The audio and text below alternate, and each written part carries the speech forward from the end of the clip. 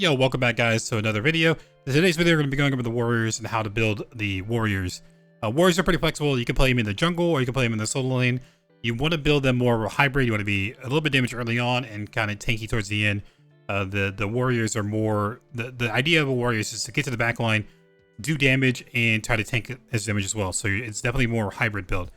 As far as warriors go, there's quite a bit of them.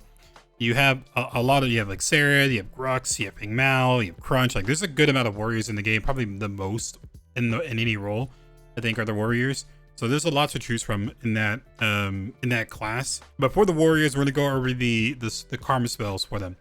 So the main one, it kind of depends on what role you're gonna be in. If you're gonna be playing a warrior in the jungle, then of course you have to go into the destruction. Destruction is gonna be for the smiting. This is how you clear quicker, how you secure objectives, so this is a must in the jungle. And for the second karma, there's gonna be two options. The one more common one is gonna be blink. So blink allows you to engage into a team fight. You can engage, use an ability to try to provide good CCs, or to escape if you go in. If you dash in and you don't have an escape, or the hero that you're playing doesn't have an escape, you can use that blink to get out. So there's definitely, you can go in, you can engage or disengage with the blink, so it's really good to have. The second option is going to be Purge. If there's a lot of CCs on the enemy team, then Purge might be a better option. So you'll either go Blink and Destruction, or it's going to be Purge and Destruction. Those will be the main ones if you're playing in the jungle. As far as the solo lane goes, it's going to be either Blink and Recovery. So Blink is always going to be a must in there. You can go in and out of the team fights. And then the second option is going to be the Recovery, so you can have Sustain in lane, or you can go with the Purge as well. That way you can, if there's a lot of CCs, you can go in without being CC'd. All right, so as far as building the warriors, since warriors can go into two different lanes, you can either go into the jungle or you can go into the solo lane. There's gonna be two different starting paths that I like to go. So if you're gonna be playing in the jungle, it's gonna be the health potion, the rechargeable health potion, and then the speed booster. The speed booster will eventually build into Spirit Fang. So this right here will use all 500 of your gold. If you're going to be going to the solo lane, you can do the same, or you can go into 2 health potions and the bright stone.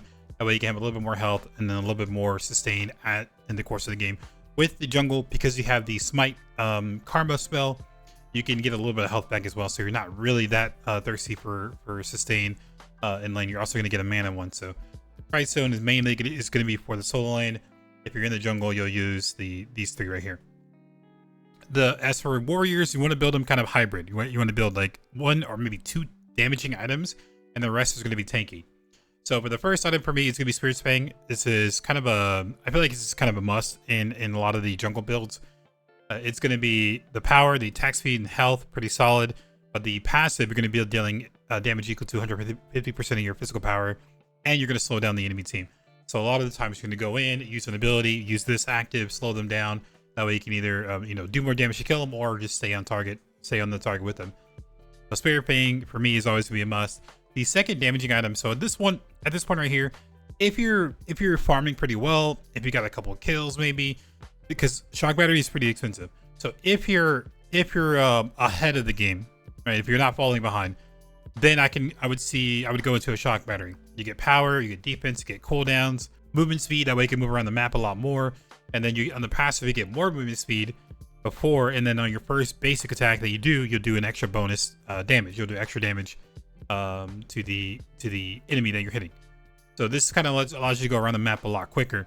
Now, if you're falling behind, because it is 3,200 gold, it's 3,000 here, 3,200 here, so that's a lot of gold early on.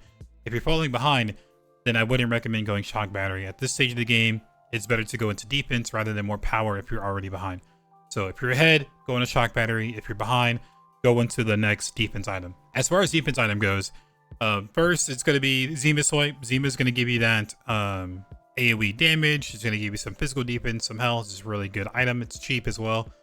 And then from here, it's going to depend. If the enemy team is building into crit, if crit's a problem, we're going to go into Guardian Helene. Let's swap it right here. You're going to go into Guardian Helene. If the crit isn't a problem and they're not building crit, but the physical damage is still a problem, you can go into Zinc's Clawberry, pretty solid, or Artificial Gravity Inductor. It's a really good item as well.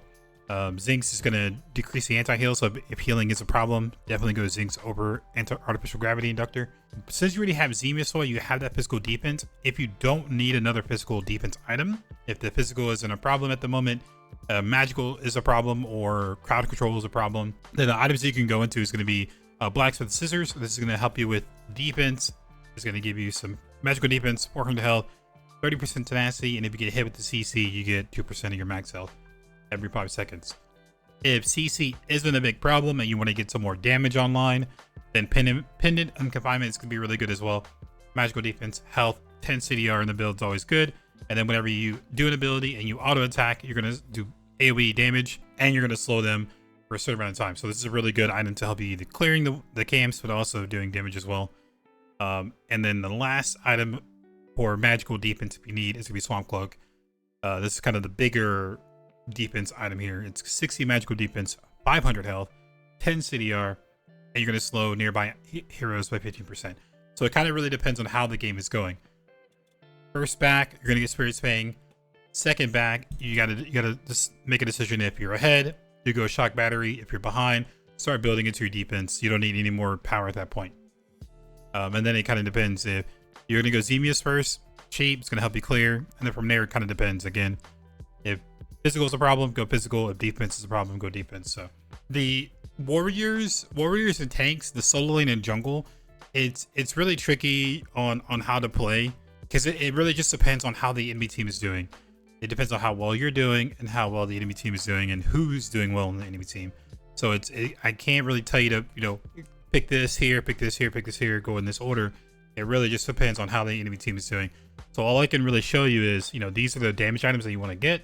You'll go these items here first, and then it just kind of really depends on what's going on in that current situation. So I do recommend, putting this in your list, and then kind of going through and reading everything about it and reading the passive on it, just so you get a better understanding of how it works and what scenario you'll need to use it for.